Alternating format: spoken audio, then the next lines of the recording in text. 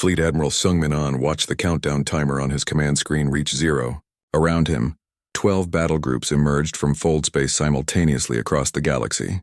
Operation Liberation had begun. "All groups report ready," announced Communications Officer Minsu Park. "Battle Group Alpha is in position at the Council capital. Battle Group Bravo has reached the Hive worlds. All targets are confirmed." Captain Uniquan's voice crackled over the communication system from Battle Group Alpha. "Admiral, the Council capital is heavily defended. I count over 200 ships in orbit, but something's wrong. They're not moving to intercept us." "Same here," reported Colonel Jemin Yu from the Hive worlds. "Enemy ships are just floating there. It's like they're waiting for something." Admiral Sungmin An felt a chill run down his spine. After decades of military experience, he had learned to trust his instincts. This felt like a trap. "Dr. Hanul Zhong," he called to the scientist monitoring the liberation equipment. "Are you detecting any unusual psychic activity?" Dr. Hanul Zhong stared at her instruments with growing alarm. "Admiral, the parasite network is doing something I've never seen before. It's concentrating all its power into the amplification stations. They're not trying to control their ships anymore.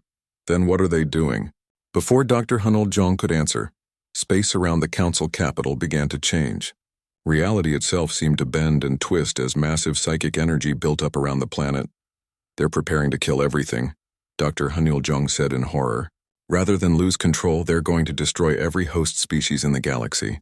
They'd rather rule over corpses than lose their power."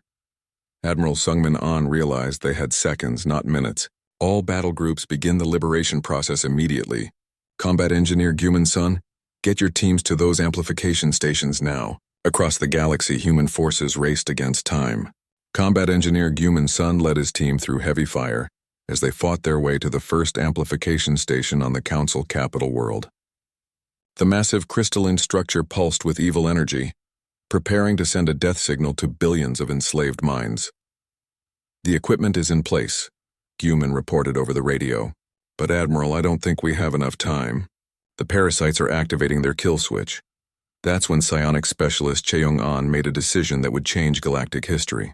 Instead of waiting for the liberation equipment to do its work slowly and safely, she chose to enter the psychic realm directly. "I'm going in," she announced, closing her eyes and opening her enhanced mind to the parasite network. "Che-young, no," Dr. Hanul Zhong shouted. "The psychic feedback could kill you." "Better me than billions of innocent beings," Che-young replied, her consciousness diving into the swirling chaos of the parasite network. Inside the psychic realm, Che-young found herself facing the true form of humanity's enemy. The parasites weren't just controlling alien minds. They were a single vast intelligence that had been feeding off fear and suffering for millennia. The entity spoke to her without words, its thoughts burning into her mind like acid. "Little human, you cannot stop us. We have ruled this galaxy since before your species learned to make fire. We will kill every host before we allow them to be free." "You're wrong," Che-young replied, her consciousness blazing with human determination. "You've never faced beings who choose to be free. You can't understand what that means." She called out across the psychic realm, not to other humans, but to the enslaved alien minds trapped within the parasite network. For the first time in thousands of years, they heard a voice offering hope instead of demanding obedience. "You are not alone," Che-young broadcast to every enslaved mind in the galaxy. "You have the right to be free. You have the power to choose. Remember who you were before the parasites took you. Remember your names, your families, your dreams." The effect was immediate and dramatic. Across dozens of worlds, enslaved beings began to remember. The mantis-like hive world inhabitants recalled their ancient traditions of cooperation and art. The stone beings of the outer rim remembered their love of music and poetry. The aquatic people of the deep systems remembered their dreams of exploring the ocean worlds. "Impossible," the parasite entity screamed. "They are ours. They have always been ours." "They were never yours," Che-young replied. "They were stolen, but we're giving them back." Researcher Junho Nam had joined Che-young in the psychic realm, along with the rest of humanity's enhanced minds. Together, they began the most complex mental surgery in galactic history, carefully separating parasite consciousness from host minds without causing damage. On the Council capital world, Captain Uniquan watched in amazement as enemy ships suddenly stopped their attack patterns.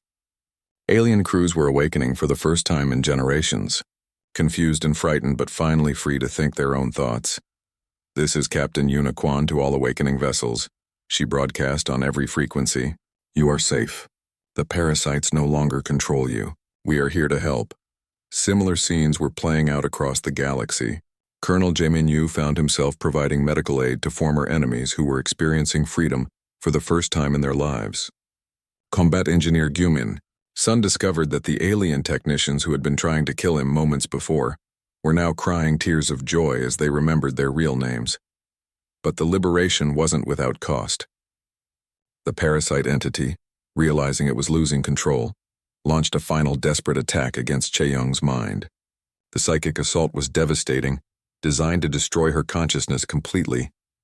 Chae-Young, researcher Junho Nam called out, trying to shield her from the attack. I can handle it, Chae-Young replied, though her voice was strained with pain. Just keep working on the liberation process. Don't let anyone else get hurt because of me. The battle in the psychic realm raged for what felt like hours, but lasted only minutes in real time. The parasite entity threw everything it had at the human minds that dared to challenge its authority.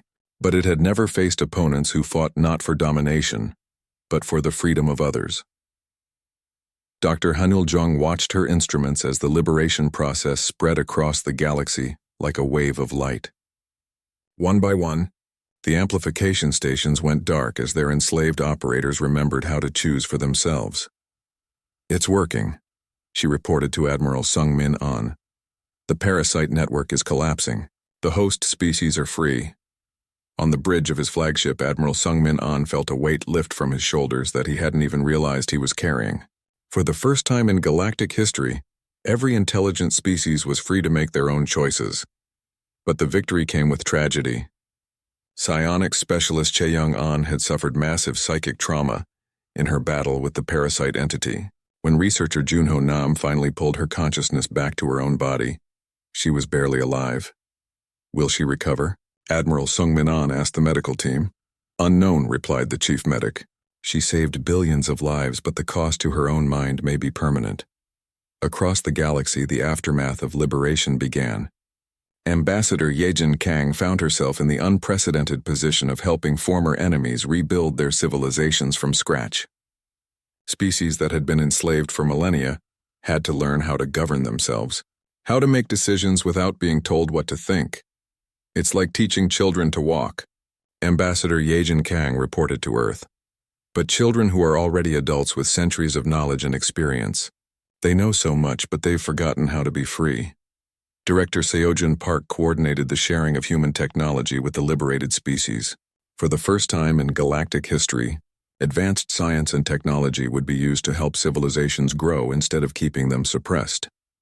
The hive worlds want to learn about our medical technology, Director Seojun Park reported. The Outer Rim species are fascinated by our quantum fold drives. Everyone wants to understand how we maintained our freedom when the parasites tried to control us. Marshal Da-Hyun Lim oversaw the construction of a special prison for the parasite entities. Using quantum fold technology, human scientists created a dimensional bubble where the parasites could exist but never again touch another mind. They're not dead, Marshal Da-Hyun Lim explained to the Galactic Assembly. That would make us no better than them. But they can never hurt anyone again. They'll have eternity to think about what they've done. The new Galactic Federation was established not as a human empire, but as a true confederation of equals. Every species had a voice. Every world had the right to choose its own path. The humans who had led the liberation refused positions of authority, instead serving as advisors and teachers. Captain Jinwoo Park, now an elder statesman, stood on the observation deck of New Unity Station, the Federation's new capital.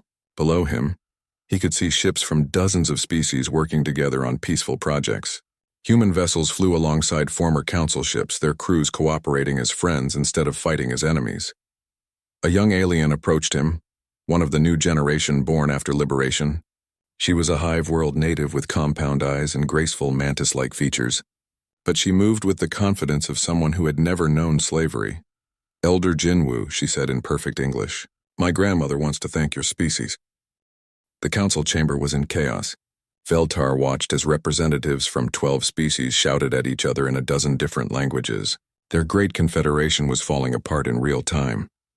The humans have made us look like fools, screeched Zarkon.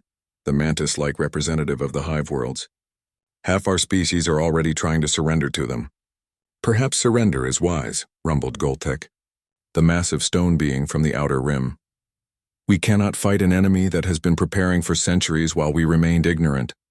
Veltar's crystal body flashed angry red. Silence. We still have options. We still have weapons they know nothing about. The chamber fell quiet. Even the most aggressive council members knew what Veltar was suggesting. It was their ultimate secret, hidden for millennia, never used except in the most desperate circumstances. You cannot be serious, whispered Silara, the graceful aquatic being from the deep systems. The void seed has not been awakened for 3,000 years. The risks are acceptable, Veltar cut her off.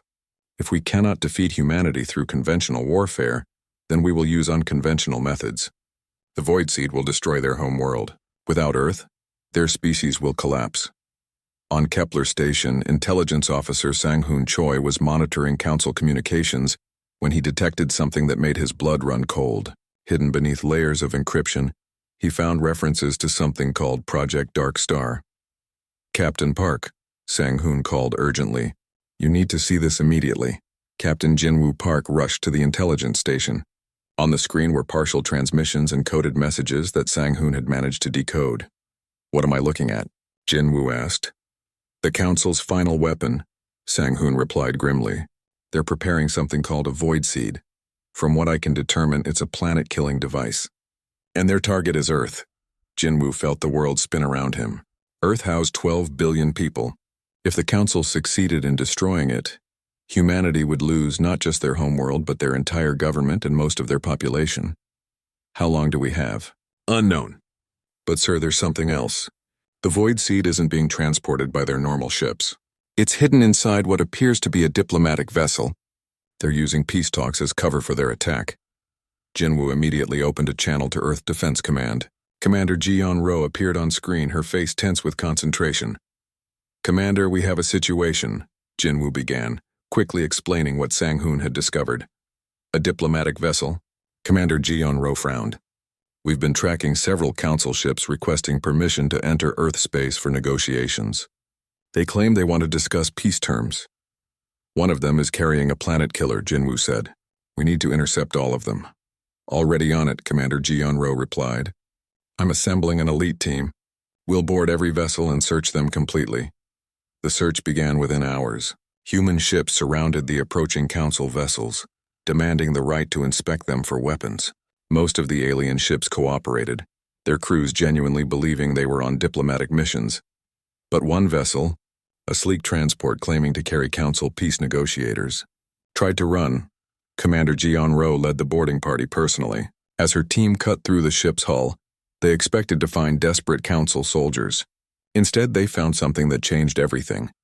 This isn't a crew, Commander Ji-On-Ro reported to Earth Command. These beings are connected to some kind of machine. They're not independent. They're being controlled. Xenobiologist Dr. Boram Kim was brought in to examine the strange alien crew. What she found shocked everyone. The beings that appeared to be Council soldiers were actually hosts for something else entirely. There are parasitic organisms inside their brains, Dr. Boram Kim explained to the Emergency Council meeting. These parasites are controlling their behavior, their thoughts, everything. The real aliens are prisoners in their own bodies. Admiral Woo-Jin Seo leaned forward. Are you saying the Council forces aren't acting freely? I'm saying they're slaves, Dr. Boram Kim replied. These parasites have been controlling them for so long that they don't even remember being free. And there's something else. The void seed isn't just a weapon. It's alive. The revelation changed everything. The enemy wasn't the alien species humanity had been fighting. The real enemy was the parasitic intelligence that had been enslaving entire civilizations for millennia. Dr. Boram Kim showed holographic images of the parasites to the assembled leaders. They were microscopic but incredibly complex, with the ability to take complete control of any brain they infected.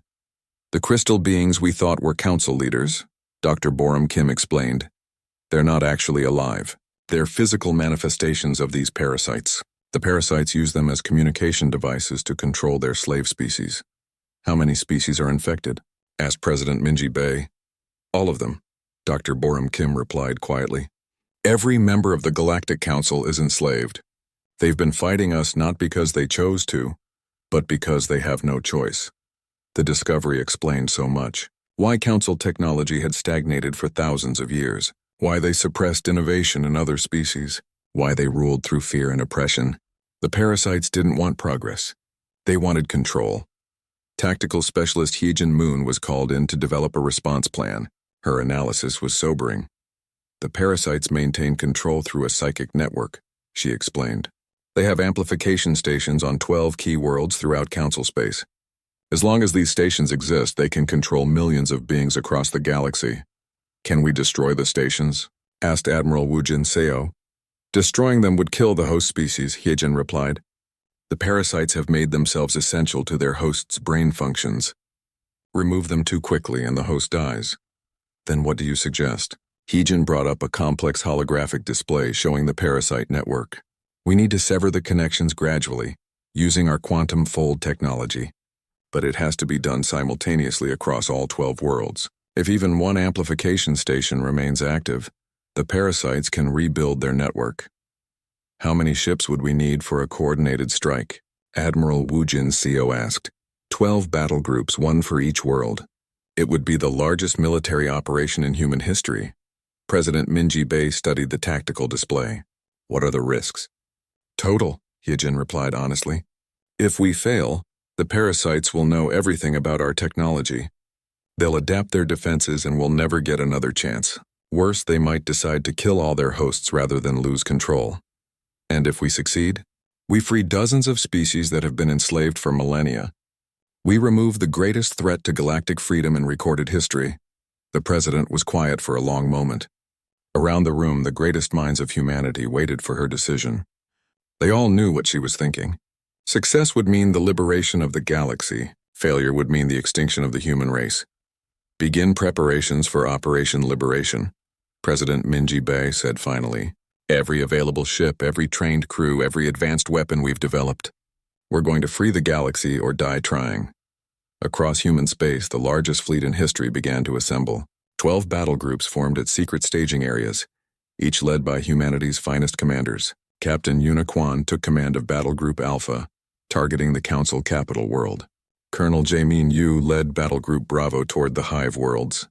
Dr. Hanil Jong worked frantically to perfect the liberation process. Using human quantum fold technology, she had developed a way to sever the psychic connections without killing the hosts. But it had never been tested on such a massive scale. The process has to be perfect, Dr. Hanil Jong explained to the fleet commanders. One mistake and we could cause brain damage to millions of beings. They've suffered enough under the parasites. We can't add to their pain. Combat engineer Guman Sun prepared the specialized equipment needed to disable the amplification networks. His teams would need to work with incredible precision while under fire from enemy forces. Remember, Guman told his engineers, we're not just destroying military targets. We're performing surgery on an entire civilization. Every action matters. As the fleet prepared to launch, reports came in from across the galaxy. The Council was mobilizing every available ship for a final defense. But now humanity knew the truth. They weren't fighting an enemy. They were fighting to free slaves who had forgotten they were slaves. Psionics specialist Chae Young-an stood before a team of humans with enhanced mental abilities. They were humanity's first generation of evolved minds, capable of entering the psychic realm where the real battle would be fought. The parasites are powerful, Chae Young warned her team.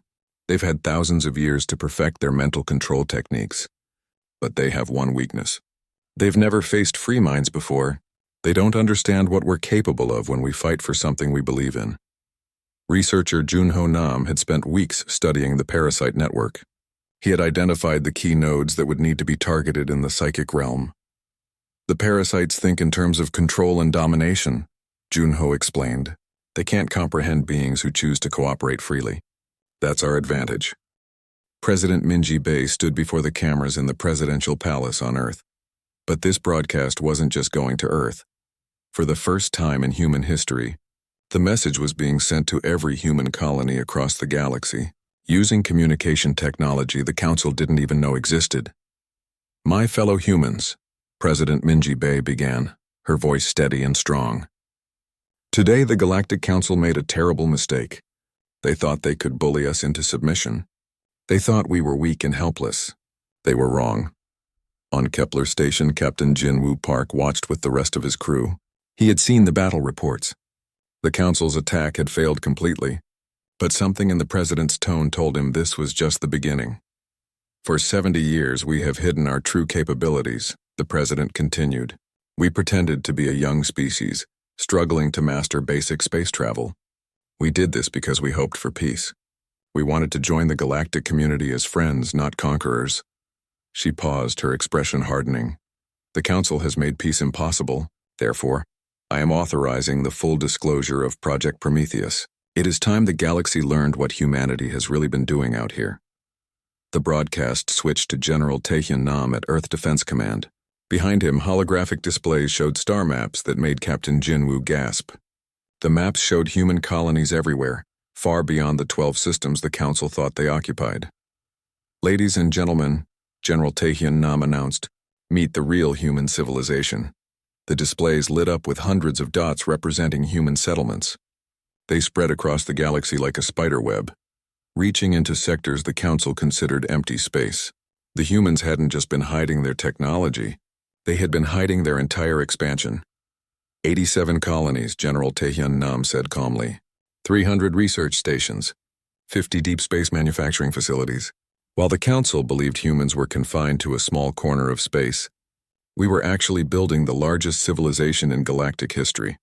On Mars, Dr. Yoon Han was watching the broadcast with her brother Dong Min. She had spent years working on mining equipment that was actually advanced manufacturing systems.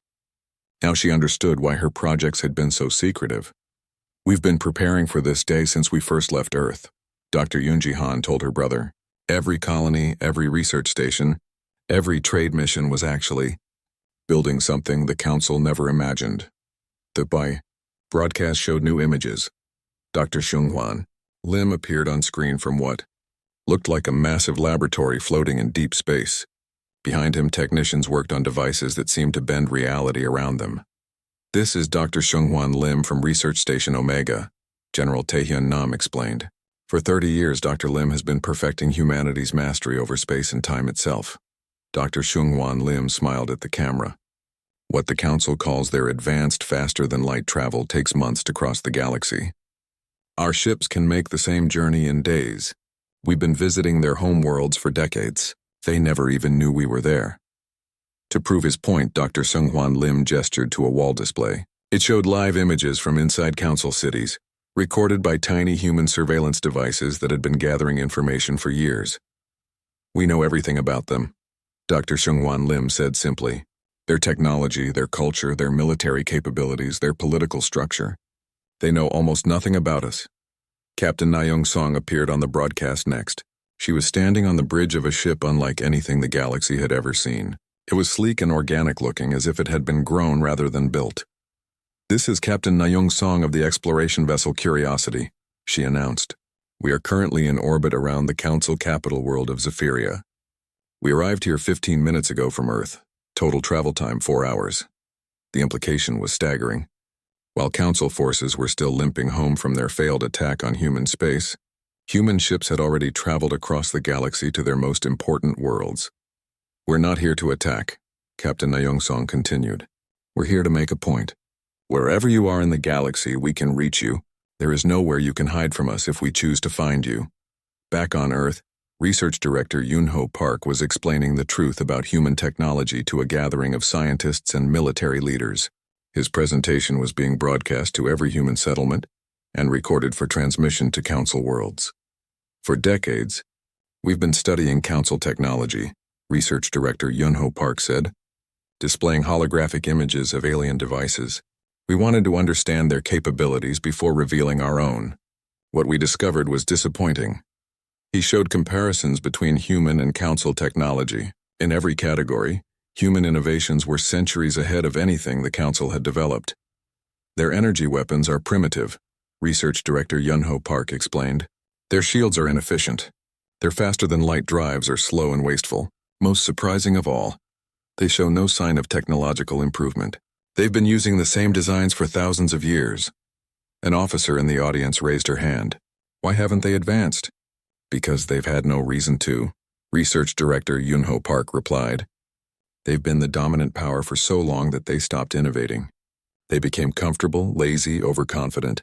Meanwhile, humanity has been racing to catch up, constantly improving, constantly learning. The broadcast showed more revelations. Captain Wujin Seo appeared from a massive shipyard hidden inside an asteroid. Behind him, hundreds of advanced warships were being constructed by automated systems. This is just one of our manufacturing facilities, Captain Wujin Seo explained. We have 57 others scattered across the galaxy. Each one can produce more ships in a year than the Council builds in a decade.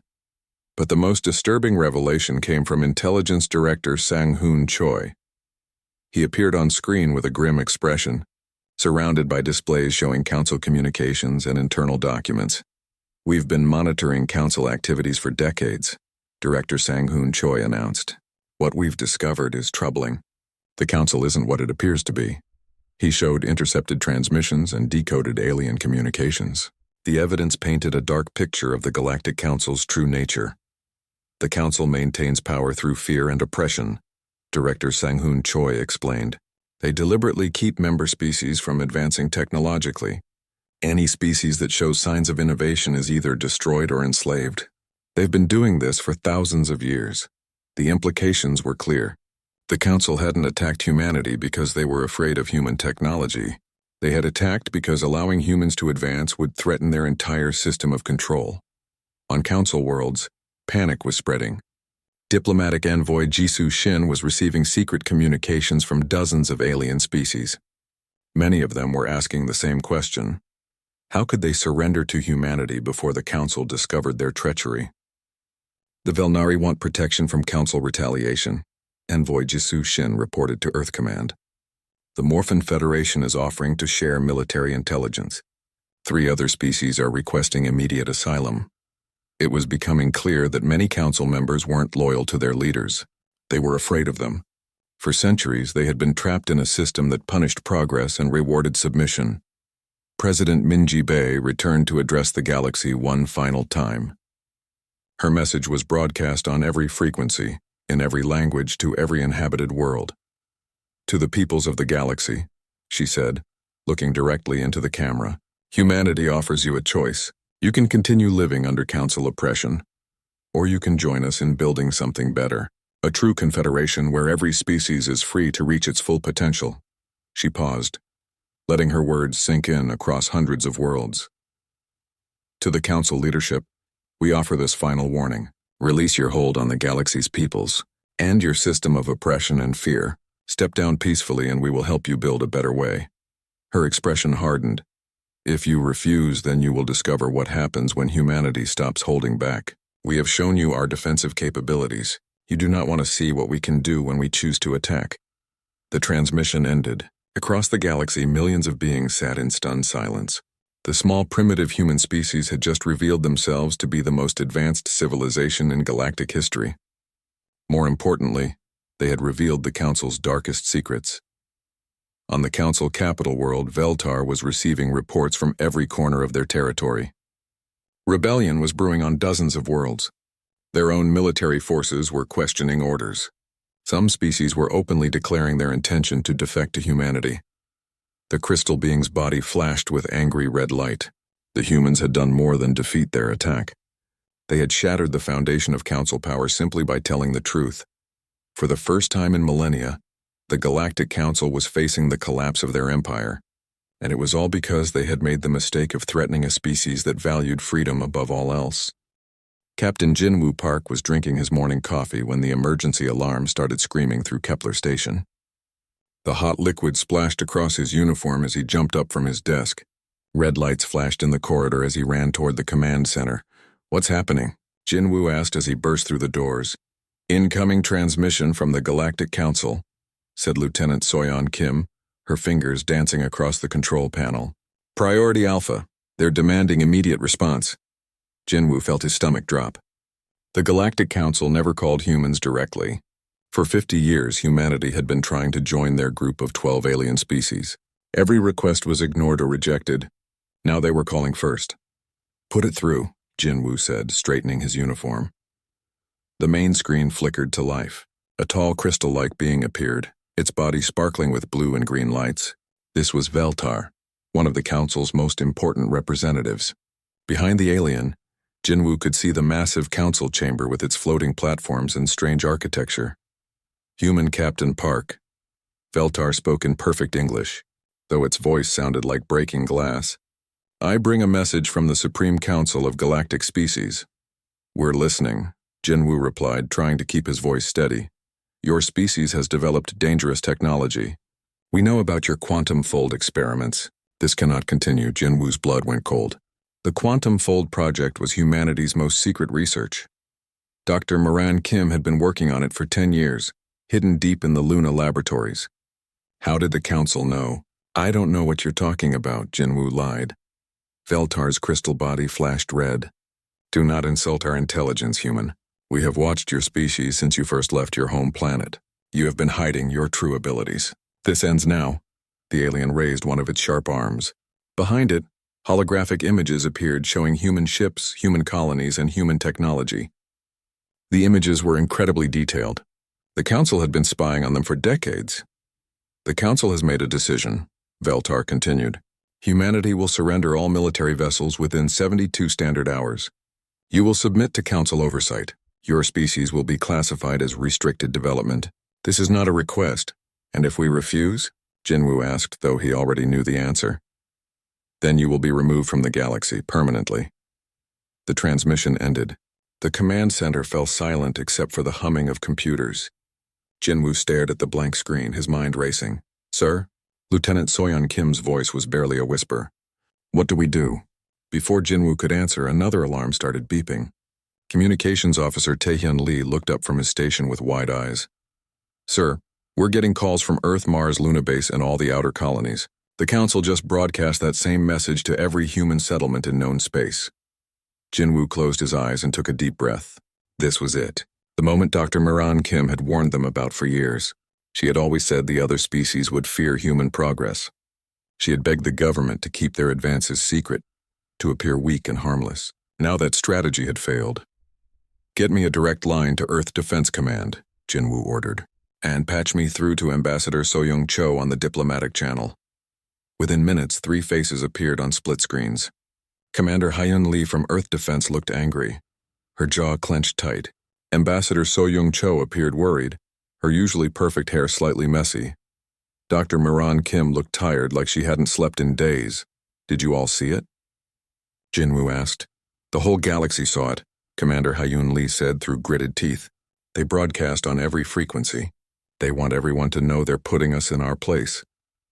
This is a disaster, Ambassador So-Young Cho said, rubbing her forehead. I've been trying to reach my contacts in the Council for hours.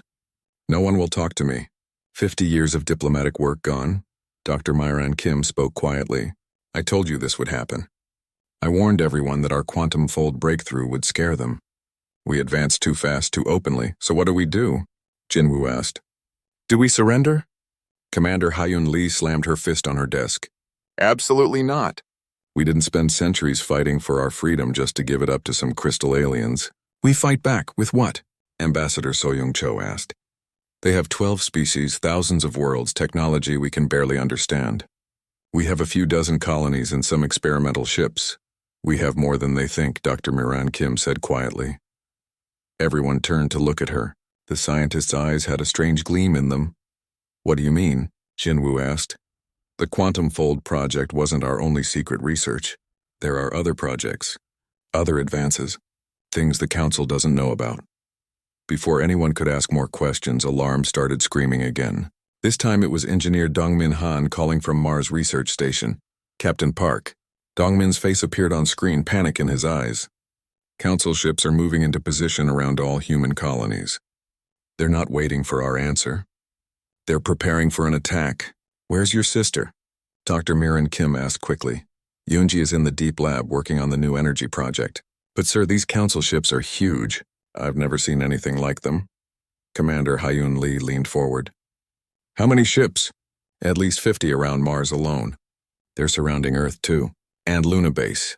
And Proxima Station where Captain Wu Jianjiang is stationed.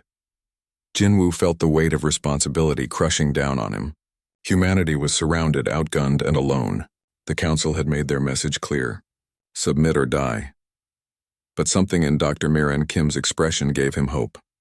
The scientist was looking at her tablet, scrolling through files with increasing excitement. "Doctor," Jinwoo said carefully, "what aren't you telling us?" Dr. Miran Kim looked up at all of them through the video screens. For the first time in years, she was smiling. "I'm telling you that the Galactic Council just made the biggest mistake in their history. They think they know what humanity is capable of. They think we're young and weak and stupid." She paused, her smile growing wider. "They have no idea what we've really been building out here." The 72-hour countdown had begun, but Jinwoo Park was starting to think that maybe, just maybe, the Council had picked a fight with the wrong species. 72 hours passed like a bad dream. Captain Jinwoo Park watched the countdown timer on his screen reach 0. Around him, the crew of Kepler Station held their breath. Then the attacks began. "Massive energy signatures," shouted Communications Officer Taehyun Lee.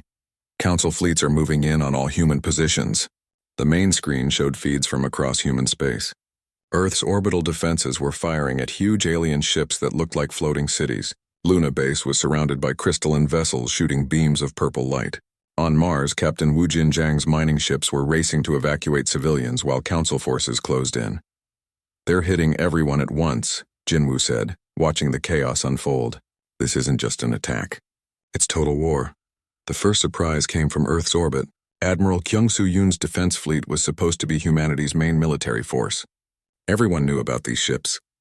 The Council had probably counted them and planned accordingly. But when the alien ships opened fire, something impossible happened. The human ships didn't run away. They didn't even try to hide. Instead, they charged straight at the Council fleet. "Sir," Lieutenant Soyeon Kim said in amazement, "the Earth ships are winning?" It was true. The Council's superior technology was being torn apart by human weapons that seemed to bend the laws of physics. Energy beams curved around obstacles to hit targets. Human missiles split into dozens of smaller weapons that swarmed alien ships like angry bees. "How is this possible?" Jinwoo muttered. His question was answered when Admiral Kyung Soo-yoon's face appeared on screen. The old military leader looked calm, almost relaxed. "Captain Park," the Admiral said, "I think it's time you learned about humanity's real military capabilities." "Real capabilities? What you're seeing is just the beginning. The ships defending Earth? They're 50 years old. Training vessels. The real fleet is about to wake up." As if summoned by his words, new signals appeared on the sensors. Ships were rising from hidden bases on the moon, on asteroids, from deep space stations that weren't supposed to exist. These vessels looked nothing like the human ships everyone knew about. They were sleek, predatory, and moved through space like living things. At Proxima Station, Captain Wu Jinjiang was in the middle of evacuating miners when Council ships surrounded him.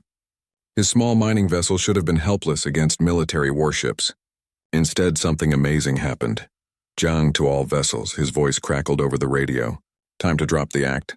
The mining ship suddenly folded in half, revealing hidden weapon systems and armor plating. What had looked like industrial equipment was actually the most advanced military technology in the galaxy. In seconds, the helpless mining vessel became a predator that started hunting Council ships. Back on Earth, Major Hyerim Kang was leading a squadron of fighters against a Council battleship. The alien vessel was 10 times larger than her small craft, covered in armor that could stop nuclear weapons. "Phoenix Squadron, enable phase shift," Major Hyerim ordered calmly. Her ship suddenly became translucent like ghosts. Council energy beams passed right through them without causing damage. But when the human ships fired back, their weapons somehow became solid again, just long enough to tear through alien hulls. "Impossible," breathed Communications Officer Taehyun Lee, watching the battle feeds. "Their ships can become immaterial?" "That's not even the best part," said Dr. Miran Kim, who had arrived on Kepler Station an hour ago. "Watch what happens when they adapt." On screen, a Council ship was firing rapid energy bursts at a human destroyer. The first few shots damaged the human vessel's shields. But then something remarkable happened. The human ship's defenses started changing, adapting to each new attack. Within minutes, the same weapons that had been effective were bouncing off harmlessly. "Our ships learn," Dr. Miran Kim explained simply. "Every attack makes them stronger." The biggest shock came from Mars, where engineer Dongmin Han and his sister Dr. Yoonji Han were trapped in the research station. Council forces had surrounded the facility, demanding surrender. Their commander, a tall alien with too many arms, was broadcasting threats. "Humans of Mars Station," the alien hissed. "You will surrender now or be destroyed." Dr. Yoonji Han's calm voice replied over the radio. "Counterproposal. You will leave now or we'll show you what we've been building down here."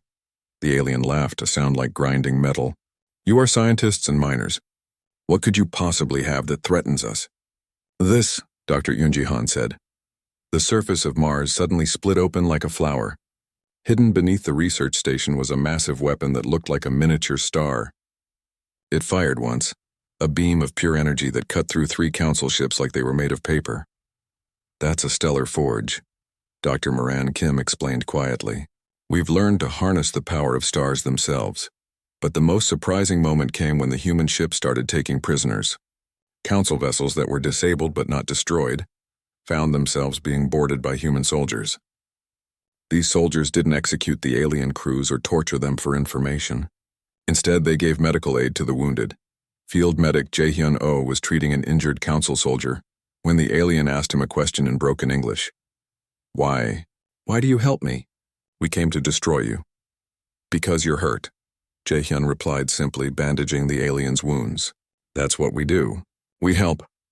The alien stared at him with 6 eyes, completely confused. "But we are enemies." "You were following orders," Jae-hyun said. "That doesn't mean you deserve to die." This simple act of mercy was being repeated across the battlefields. Human forces were showing restraint and compassion that left their prisoners bewildered. The Council had taught them that war meant total destruction of the enemy. They had never encountered an enemy who fought with honor. Within 6 hours, the Council's surprise attack had become a disaster. Half their fleet was destroyed or captured. The other half was retreating in panic, sending desperate messages back to their home worlds. Admiral Kyung-Soo Yoon opened a channel to all Council forces. His voice was broadcast across the galaxy. "To the Galactic Council," he said calmly. "You came here believing you were facing a young, weak species. You were wrong. Humanity has been holding back for decades, hoping for peace. You have chosen war instead." He paused, letting his words sink in. "This is your only warning. Leave human space now. Return to your worlds. Forget about controlling us. If you continue this aggression, you will discover that what you've seen today was just a demonstration." The Admiral's image appeared on screens across dozens of alien worlds. Millions of Council citizens saw him for the first time, this calm human who had just shattered their most powerful fleets. "We didn't want this fight," Admiral Kyung-Soo Yoon continued. "But since you've started it, you should know one thing. Humanity doesn't just fight to win. We fight to protect. And we're very, very good at it." The transmission ended. Across the galaxy, Council leaders stared at their screens in horror. They had expected easy victory over a primitive species. Instead, they had awakened something that made their most advanced technology look like children's toys. In the Council chamber, Veltar was no longer flashing confident blue lights. The crystal being was pulsing with fearful red energy as reports poured in from the battlefield. The humans weren't just defending themselves. They were demonstrating capabilities that shouldn't exist. Technology that broke known laws of physics. Weapons that adapted and learned. Most terrifying of all, they were winning while showing mercy to their enemies. "What are they?"